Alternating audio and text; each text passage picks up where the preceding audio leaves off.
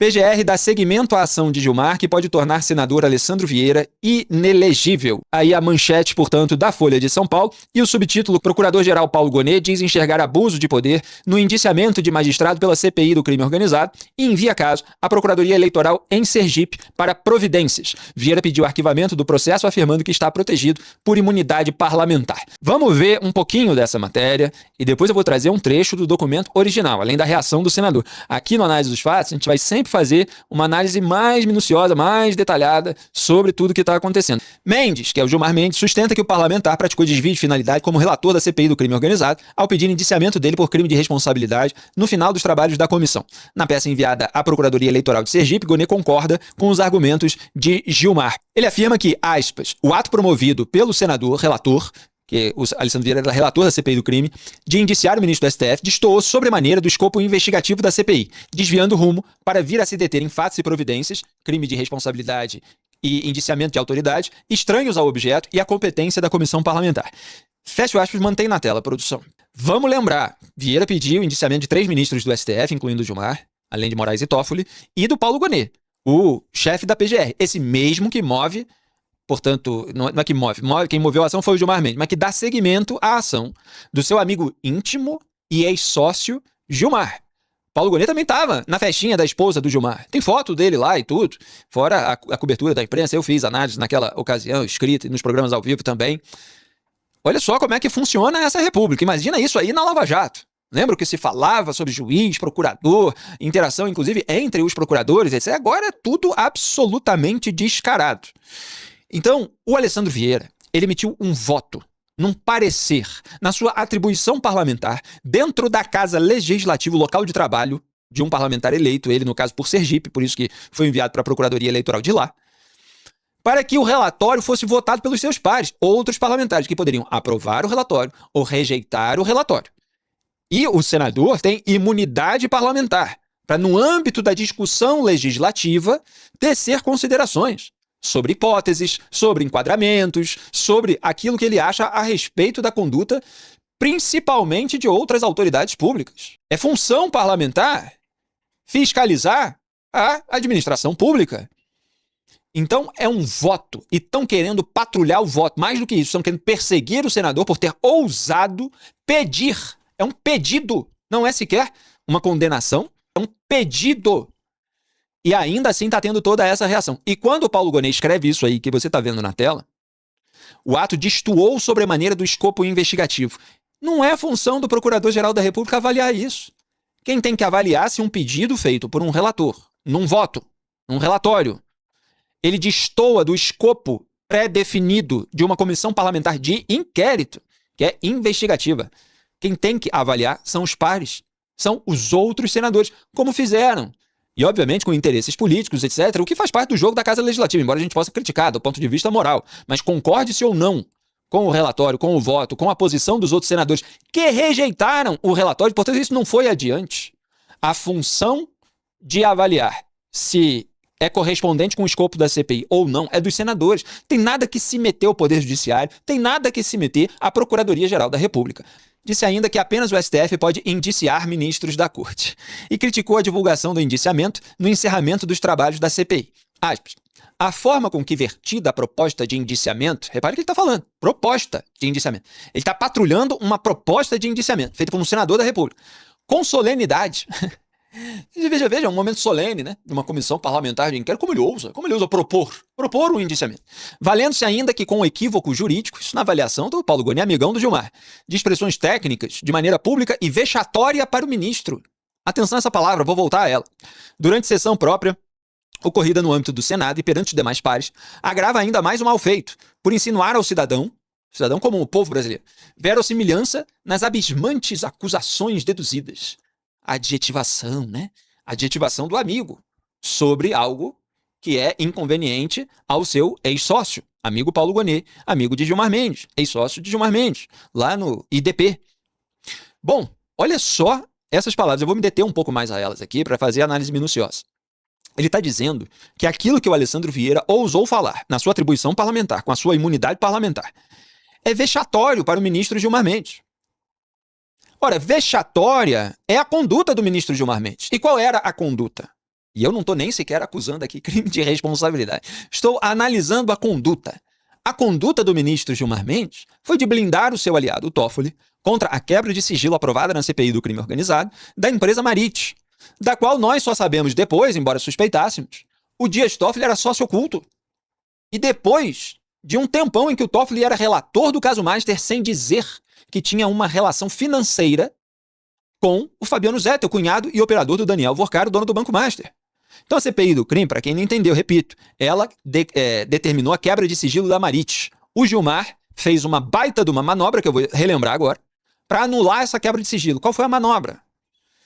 A empresa, que é do Toffoli e dos irmãos dele, coincidentemente, né, Toffoli, colega do Gilmar, aliado do Gilmar no Supremo Tribunal Federal, sabia que tinha um mandado de segurança que tinha sido impetrado lá no âmbito da CPI da pandemia por uma produtora simpática ao bolsonarismo, para dizer o mínimo, e usou, direcionou essa ação, né, àquele caso. Então, usou a ação impetrada pela produtora, no caso da CPI da pandemia já encerrada, para que o Gilmar Mendes fizesse o que fez. Ou seja, para que, obviamente, contasse com o Gilmar Mendes para anular a quebra de sigilo, porque havia mais chance do Gilmar anular do que do relator do caso Master, André Mendonça, anular. Então, por isso, mandou lá. E aí o Gilmar reabriu o caso, 3 anos depois de ele próprio ter enterrado, e com a CPI tendo acabado, para conceder o mandato de segurança, conceder o habeas corpus a uma pessoa jurídica que é incomum, e, em seguida, fechar de novo a ação. Quer dizer, não foi uma simples concessão de habeas corpus, foi ressuscitando uma ação de uma CPI já enterrada, uma ação enterrada por ele 3 anos atrás, para pessoas jurídicas, tudo completamente fora do padrão. Isso é que é vexatório, para blindar o coleguinha. Mas disso o Gonê não fala. Para ele, o que o Gilmar fizer tá feito, é legítimo, é institucional, Supremo Tribunal Federal, tão elogiado o Gilmar nas sabatinas do Paulo Gonê, já mostrei o vídeo aqui várias vezes. E ele, como PGR, foi muito vexatório para o ministro e, portanto, bom, parece que algo precisa ser feito, porque foi vexatório. Olha só que ponto chegou o melindre de altas autoridades da República. Aspas, continua o Gonê. A extrapolação, que por si convence da realidade do abuso de poder e da arbitrariedade, é verificada não apenas na dissonância temática entre o objeto da CPI e o indiciamento formulado, também no desprezo por normas expressas de que o representado não poderia arguir ignorância. Sérgio, repare como o Gonê, e isso foi vazado para uma colunista social da Folha, sem a íntegra, não tem link para a íntegra do documento do Paulo Gonê. Então, alguns trechos aí selecionados para manchar a atuação do senador Alessandro Vieira com as declarações do Paulo Gonê, que fala dessa maneira vaga, sem especificar o desprezo por normas expressas. O representado não poderia arguir ignorância. Quer dizer, o Alessandro Vieira não pode arguir ignorância desses elementos que são tão óbvios, de que ele jamais poderia ter feito isso. Não, você tem margens de interpretação que cabe aos senadores avaliar se eles estão entendendo que aquela interpretação cabe ou que ela não cabe. Não é ao PGR. Isso sim que é extrapolação. É o que o Paulo Gonê está fazendo. Então ele reforçou isso no documento enviado ao Estado, que é o Estado de Sergipe, onde o senador pretende se candidatar. Repare como a matéria está associando a candidatura do Alessandro Vieira às alegações do Paulo Gonê, que está tentando dar ares de que ele fez isso, o Vieira, por interesse eleitoral. Vou chegar nesse ponto.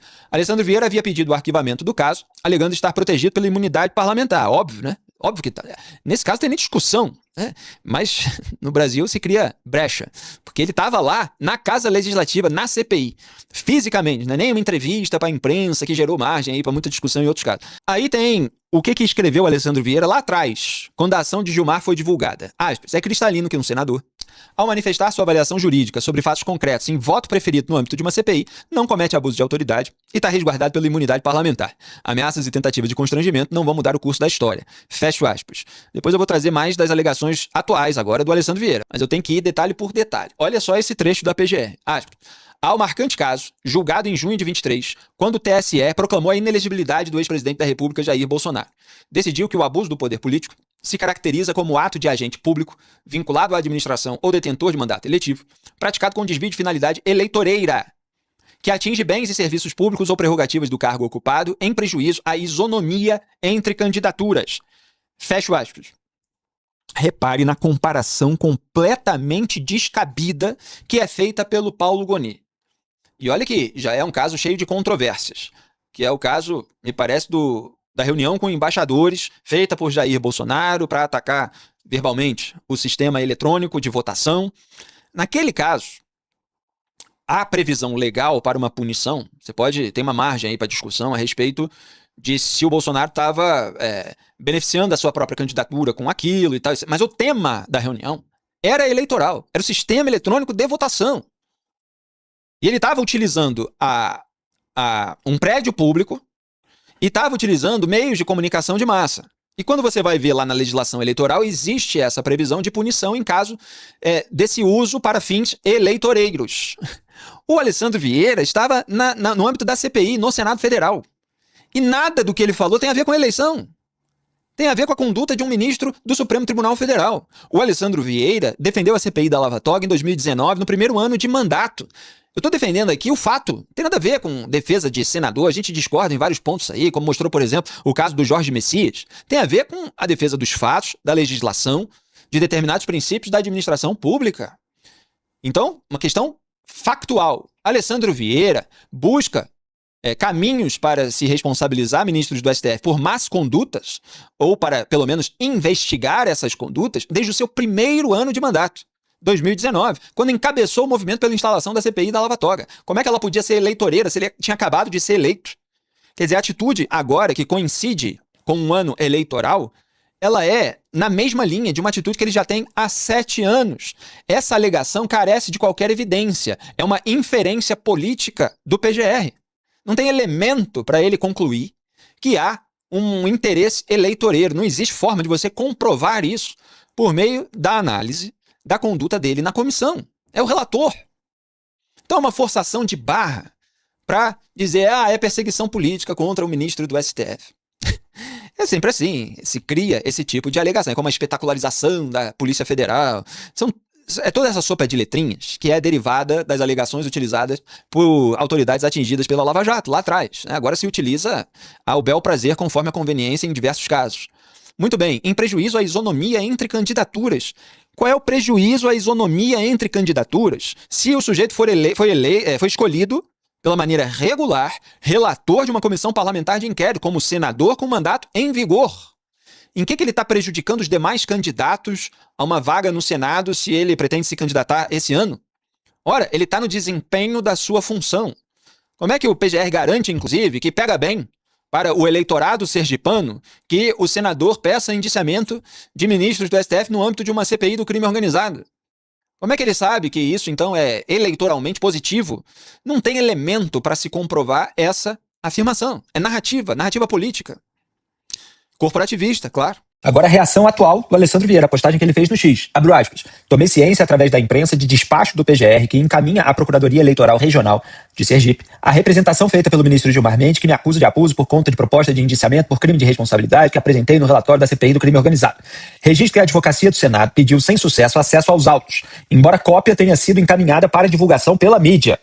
O PGR afasta a principal acusação do ministro Gilmar, que seria de crime de abuso de autoridade, mas deixa aberta para apreciação da Procuradoria a hipótese de ilícito eleitoral. Fecho aspas. Esse afastamento da acusação de abuso não consta na matéria da colunista social do jornal. Colunista íntima da família Mendes, que publicou inclusive conversas acontecidas durante a festa de aniversário da então esposa do decano do STF. Eu estou abrindo aqui no meu monitor do notebook o lead, né, que é o primeiro parágrafo da matéria da Folha.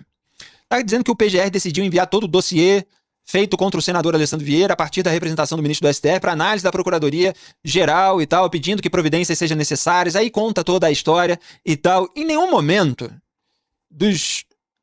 E eu tô lendo aqui até o final, quer dizer, em nenhum momento da matéria, com o conteúdo vazado para a imprensa sem que o advogado do Senado tivesse acesso aos autos, se diz isso que o Vieira está dizendo, que o PGR afastou a principal acusação, que seria de crime de abuso de autoridade. Repare como esse tipo de despacho ele é vazado para a mídia para já se carimbar de uma determinada maneira um foco que se quer dar ao caso. Então não está lá dizendo que o PGR descartou o crime de abuso de autoridade. Mas eu vou continuar lendo e depois vou trazer trechos da íntegra que eu consegui agora há pouco. É mais uma tentativa absurda e ilegal de intimidação contra um parlamentar honesto e independente por conta de um voto relatório proferido nas dependências do Senado. Vamos demonstrar o equívoco flagrante da acusação do ministro Gilmar, é até generoso na palavra, tem que tomar cuidado, evidentemente, né? Tá dizendo que é um equívoco, né? É uma generosidade dizer que isso tudo é um equívoco, né? Ele tinha acabado de falar em intimidação. Intimidação, em geral, não é um equívoco, né? Ela pode ser baseada, vamos dizer assim, num raciocínio que, visto de forma fria, pode ser considerado um equívoco. Mas a intimidação, em geral, ela tem um intuito por trás, né?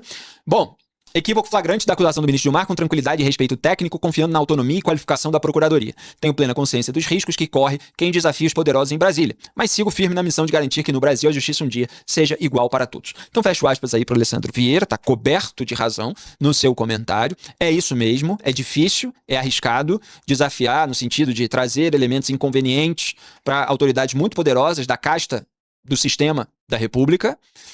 E aí eu passo, produção, para aqueles últimos prints que eu mandei. Porque pouco antes de entrar no estúdio eu consegui a íntegra. E aí eu localizei muito rapidamente, porque eu tive que fazer uma leitura dinâmica, o trecho em que o PGR... Olha, é muito interessante fazer análise minuciosa por causa disso. O PGR, ele entende que houve um abuso de autoridade. Então ele começa a procurar na legislação um dispositivo que possa enquadrar o senador Alessandro Vieira por abuso de autoridade. Mas aí o que acontece? É como se a gente estivesse vendo ele pensando. Ele não encontra. Ele não encontra. E eu vou mostrar o que ele faz em seguida. Olha aí. Em juridiquês, abro aspas. O abuso de autoridade, como expressão denotativa de comportamento repreensível, apresenta amplitude de incidência sobre mais de um ramo do direito, como o administrativo, civil, eleitoral e o penal, com extensões e consequências diferentes. No campo do direito penal, é o campo em que nós estamos, tá? As condutas são tipificadas em termos taxativos na Lei 13.869, de 5 de setembro de 2019. Conquanto o artigo 2º, inciso 2 do diploma se refere aos membros do Poder Legislativo como sujeitos ativos do crime de abuso de autoridade, a lista de crimes assim tipificados dificilmente... Peraí, produção, olha só para explicar o que vai vir em seguida. Em seguida vocês vão entender porque fica mais fácil a linguagem. Mas para quem não entendeu, ele tá vendo lá, ó, vários campos tratam de abuso de autoridade. Aí vamos no campo penal. No campo penal tem essa regra aqui. Só que, apesar de se referir esse dispositivo aqui a membros do Poder Legislativo, que seria o caso do senador, aí ele começa a dizer, a lista de crimes assim tipificados, pode botar o próximo print, dificilmente alcança a atividade parlamentar. Quer dizer, ele não está encontrando no direito penal um dispositivo para enquadrar o Alessandro Vieira por abuso de autoridade. A atitude de propor de público o indiciamento de um ministro do STF nas condições retratadas no caso não encontra eco nos tipos que a lei penal cogitou de punir. Escreve o PGR Paulo Gonet. Tá dizendo, ó, eu achei abuso de autoridade, mas fui lá ver na lei. Ai, caramba, que droga, né? A lei não prevê essa hipótese aí, um voto de um senador. Claro que não prevê de maneira alguma, nem em nenhum campo. Mas ele vai tentar achar um outro. Então continua. Olha só, é muito curioso e emblemático. Daí não se segue, todavia, que não haja outras hipóteses, além das que o direito penal enumerou de abuso de autoridade. Significa apenas que das várias formas que a figura do ilícito assume nos ramos jurídicos, apenas algumas foram escolhidas pelo direito positivo para gerar sanção criminal.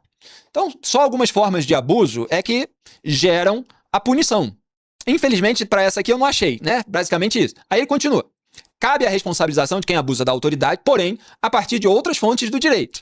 Tá lá tentando insistir, que ainda vou encontrar algum dispositivo legal para enquadrar o sujeito que ousou questionar, contestar, pedir indiciamento do ex-sócio dele, do amigo dele. De certo que o abuso de autoridade, mesmo quando não constitua elemento de crime, pode atrair consequências eleitorais. Você veja o desespero para enquadrar o Alessandro Vieira e colocar nele um risco de inelegibilidade. Esse sujeito, se ele ficar no Senado Federal, olha só o que ele pode fazer. Ele pode arranjar problema, né? Ele pode fazer acusações, cobrar responsabilizações, punições que não são desejadas pela casta do sistema. Aí ele continua. No direito eleitoral, o abuso de autoridade constitui abuso de poder político, um ilícito eleitoral. O Código Eleitoral, visando a proteger a normalidade das eleições, repudia o, aspas, desvio ou abuso do poder de autoridade. Fecha aspas. Artigo 237. Repare que isso tudo é vago, genérico, tem nada a ver com o caso específico de voto de senador em CPI. Continua. O termo abuso é utilizado exatamente para abranger as mais variadas situações, permitindo que se possa coibir casos, atenção, muita atenção, que superem a capacidade imaginativa do legislador, mas que nem por isso deixem de ser nocivos à regularidade do pleito, inclusive no seu aspecto de igualdade de disputa. Nossa! Sem brincadeira, ele escreveu isso. Senhoras e senhores, ele está dizendo que, olha, o texto ali é muito vago e tal, até para superar aquilo que o legislador imaginou, os parlamentares que aprovaram a lei. Então, pode ser que o caso do Alessandro Vieira caiba aí. Talvez o legislador não tenha imaginado que pudesse haver um abuso de autoridade num voto de um senador no âmbito de uma CPI, na dependência do Senado. Mas se quiser, pode. Se quiser interpretar assim, eu estou dizendo que acho que vale avaliar sim.